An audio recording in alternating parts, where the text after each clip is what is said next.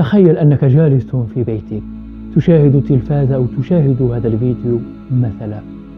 تخيل أن تشعر بأن شيئا ليس على ما يرام، تشعر أن جسدك لم تبق فيه طاقة ليشتغل، تشعر أن يداك تثقلان ورجلاك تثقلان، جسدك كأنه لم يعد صالح للحياة، تثقل كل شيء فيك. وفجأة وكأن أحدهم ضغط على كبس زر لإطفائك، لم تعد تشعر بشيء إلا أن بصيرتك قد تفتحت.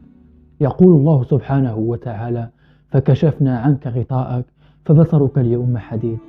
هذا المشهد يا عزيزي المشاهد هو ما يراه المحتضر أمام عينيه في لحظة سقوطه، فهو يغيب عن وعيه ويفقد إحساسه بالحياة الواقعية بصفة تامة، ومن ثم تتفتح له أبواب لم تكن له من قبل. فإن كان من المؤمنين فيرى أن ملائكة بيضا وجوههم حيثان كثيرون يدخلون عليه ويتبعهم ملك الموت، فيأتي الملائكة ومعهم كفن أبيض وحنوط وطيب، ثم يجلسون أمام الميت مدى بصره، ثم يقترب ملك الموت منه ويجلس عند رأسه ويبشره بخير.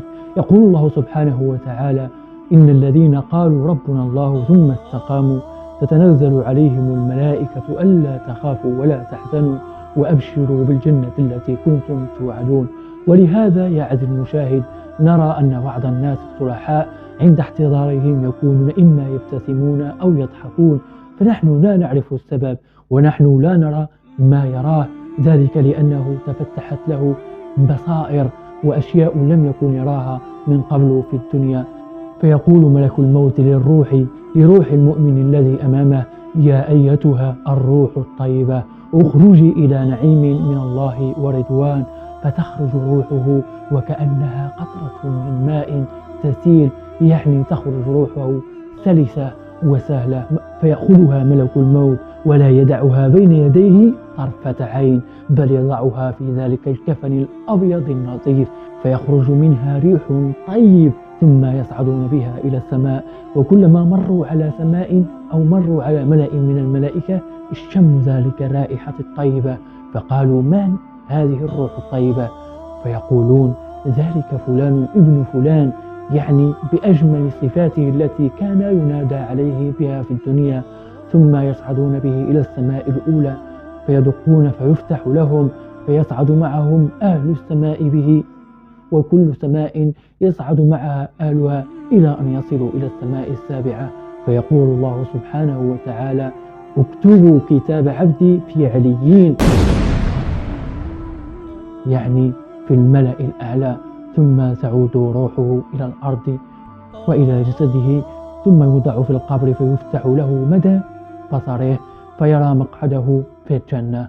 أما إن كان الإنسان والعياذ بالله من الجاحدين الكافرين، يعني من الطاغين، فتأتيه ملائكة سود وجوههم قبيحة أشكالهم، ويأتيه ملك الموت بصورة قبيحة تنفره وتخيفه، ثم يجلسون. قبل أن نكمل، لا شك أنك يا عزيزي المشاهد الذي ترى هذا الفيديو ثقافتك واسعة وفكرك أوسع ويعجبك المحتوى الهادف. إذا أعجبك محتواي وتريد تشجيع المحتوى المفيد فلا تنسى الاشتراك ودعمي رجاء، وذلك سيكتب في ميزان حسناتك إن شاء الله، لأنك ترى الخير فتسانده. وتأتي الملائكة ومعها المسوح. والمسوح هو لباس أهل النار والعياذ بالله، هو لباس من شعر يؤلم، ذلك لباسهم يعني في النار، وحتى لباسهم يوم تخرج روحهم من أجسادهم، نسأل الله السلامة والعافية. فيقترب ملك الموت من رأسه فيقول: أيتها الروح الخبيثة اخرجي إلى سخط من الله وغضبه. فتفرق، يعني تأبى الخروج، فينتزعها انتزاعا كأنما ينتزع السفود من الصوف المبلول، كأنك تخرج ميجلا من صوف مبلل، والميجل لن يخرج إلا ومعه الصوف، يعني يكون احتضارهم قاسيا جدا إلى أقصى درجة، نسأل الله السلامة والعافية.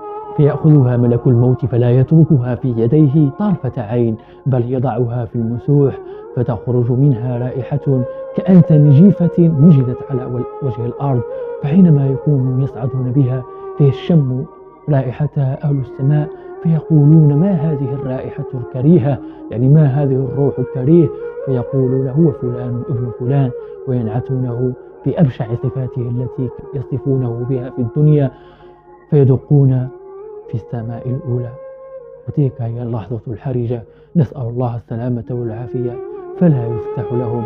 يقول الله سبحانه وتعالى: لا تفتح لهم أبواب السماء ولا يدخلون الجنة حتى يلج الجمل في سم الخياط، وسم الخياط هو ثقب الإبرة، وذلك من المستحيلات. حينما يدقون أبواب السماء ولا يفتح لهم، فيقول الله سبحانه وتعالى: اكتبوا كتابه في سجين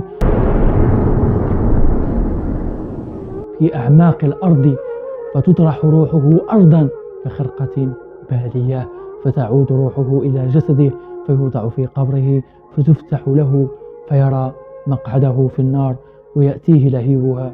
نسأل الله سبحانه وتعالى العافية، ونسأل الله الثبات. ربنا لا تزغ قلوبنا بعد إذ هديتنا وهب لنا من لدنك رحمة إنك أنت الوهاب. نسأل الله حسن الخاتمة.